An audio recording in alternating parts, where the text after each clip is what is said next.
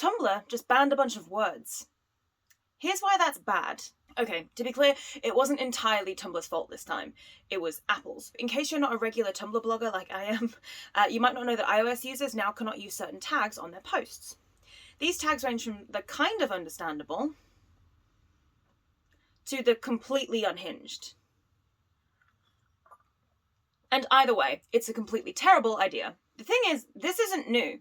Sites and apps have been doing this for a few years now, and it's only getting worse. It's the exact same reason that Tumblr got rid of all its explicit content a few years ago, except no they didn't, but we'll get to that. It's the reason why LGBTQ+ content was, and to an extent still is, getting censored on YouTube. It's the reason Phil DeFranco, despite being a literal news program, still has to make videos on certain topics separately because he knows they'll get suppressed.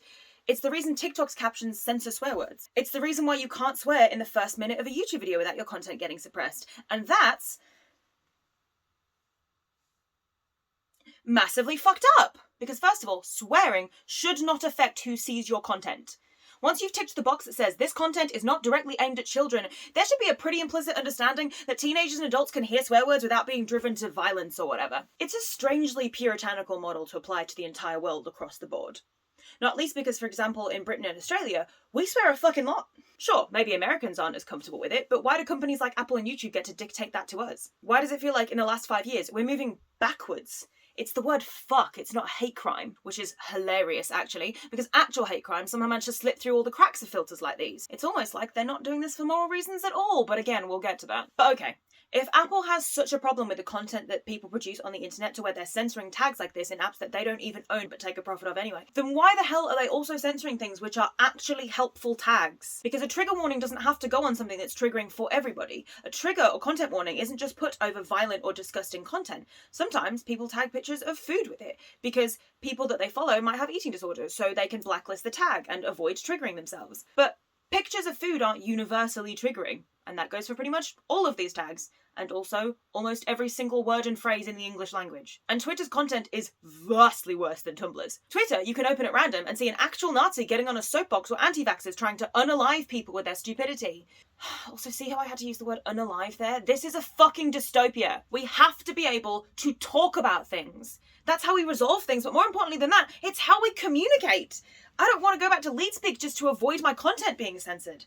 I don't want to have to say words like unalive because honestly that feels pretty disrespectful to victims. We should be able to use the words for what they are meant to be used for.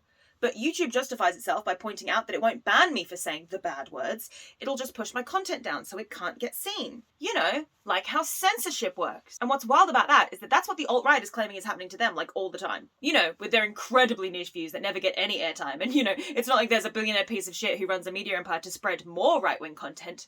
Oh, I'm sorry, more than one billionaire. The last thing I ever want to do is agree with one of those conspiracy nut jobs because I don't like agreeing with people who can't feel empathy for others. But when it gets to this, what else can you call it? Language is being censored, and it's not for the greater good, it's not because they're trying to eradicate hate speech or make the world a better place. No. It's being censored for advertising. Because that's all it's ever about. It's never actually been a moral stance. It's always about just making every website and app as marketable and profitable as possible. And unfortunately, that means we don't get to do a bad swear if companies like Kellogg's disagree with their products being advertised before content with explicit language or sexual connotations or divisive content. You know, divisive, like treating your workers like shit. Seems like companies like Kellogg should be minding their own fucking business first and treating their employees with basic human dignity before policing our content, but sure. The adpocalypse was what did it for YouTube, and I'm not even getting into the stupid removal of the dislikes. But Apple has had their own scandals too, which is part of why Fortnite stopped being supported on iOS. It's why you can't access more adult Discord servers if you use iOS without the right settings. Yet Apple still allows YouTube and Twitter to run. I wonder why that is. The difference between websites like Tumblr and Twitter or YouTube is that Tumblr doesn't make money. Tumblr hasn't made money in years, and that's what I love about it. That's what we all love about it. It's literally the only social media I'm on that doesn't feel like it's trying to use me for advertisers. I think that's one of the most heartbreaking things about capitalism, is how we've commodified communication. Websites shouldn't exist if they're not making money, so Facebook sells our data and YouTube adds to advertisers, and Instagram now throws so many ads in your face that I'm spending less and less time on it because it gets exhausting having to skip 2 ads in a row for every 4 of my friends' Instagram stories. I don't want to feel like I'm wading through an early 2000s webpage without an ad blocker. I don't want to feel like I'm a product being sold to the highest bidder. I just want to get online and talk about my dumb little shows sometimes. I want to reblog people's gift sets, or post my fanfictions, or make stupid little joke posts with my friends. And since the death of online community message boards in the wake of Facebook, Tumblr is the only place that still feels like a community in that way. You can be mutuals with total strangers and never have interacted with them once beyond reblogging posts from each other about that one show that you both like, but you still get a strange feeling of warmth when you see them in your notifications. It makes you happy to see these strangers interacting with you and your content and to know that they see you too. Whereas if a stranger followed me on Instagram and liked every one of my photos and commented on all of them, that's significantly more uncomfortable. Am I right, ladies? Being a woman on the internet is a delight.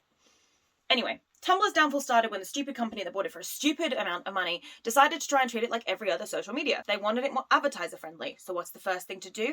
Ban explicit content, which was stupid. For so many reasons. Not the least of which was the phrase, female-presenting nipples. What if I put a mustache on mine? Can it pass as male then? Plus, the software that they used to filter this content was terrible at its job.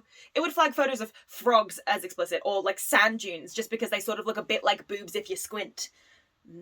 Sexy, sexy sand dunes. It was a terrible plan, it was terribly executed, and a huge chunk of the user base just up and left immediately. Because of course they did.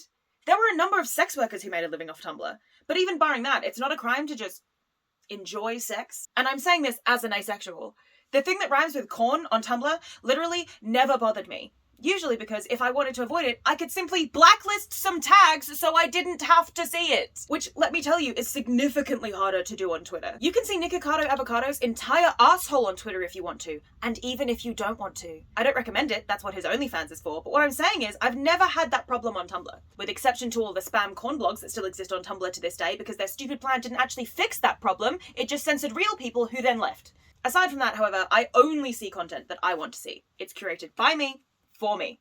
Which is also why I don't recommend following me on Tumblr unless you really like seeing multiple gift sets of the same scene of K-dramas or gay Thai dramas being reblogged in the space of like an hour, followed by meta rants and crack posts. I am my truest and most unhinged self on Tumblr, and it's not something I recommend my real life friends witness. To be clear, I'm not ashamed. I am just aware that I am insufferable on Tumblr, and that's the way I like it, baby.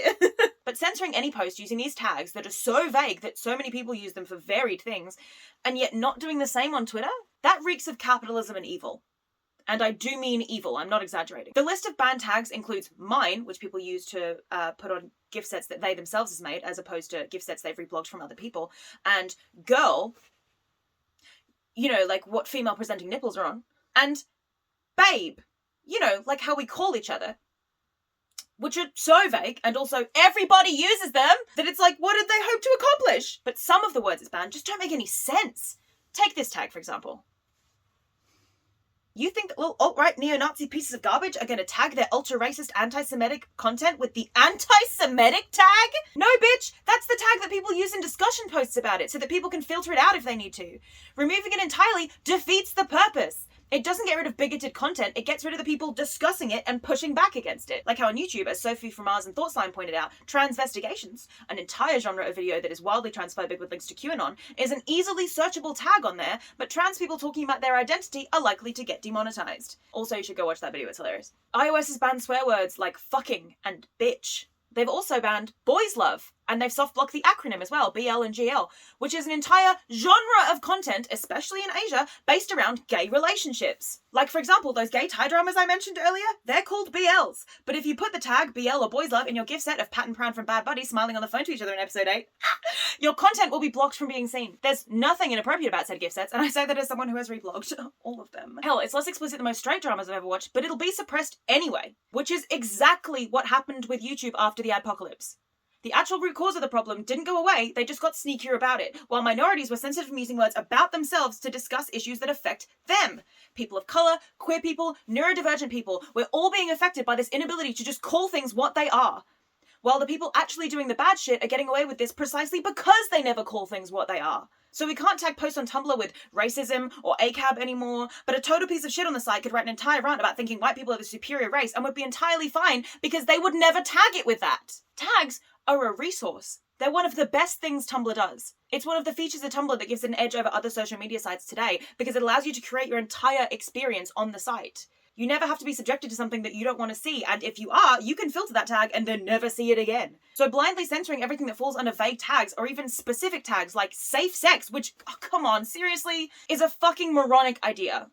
And it's evil. It will actively make spreading misinformation easier while suppressing the voices of minorities, just like it's done on YouTube and Facebook and every other godforsaken site. And Apple are getting away with it because they're a multi-billion-dollar corporation who can make those decisions for us. Well, frankly, I'm tired of letting big corporations decide how I should spend my time on the internet. I'm tired of people messing with the one last corner I have left that isn't totally homogenized. And honestly, even if you don't use Tumblr, I think that you should be upset about this too, because this is just one small symptom of a world that is letting itself be molded into a squeaky clean, advertisable nothingness plastered over what used to be thriving communities. And that's heartbreaking.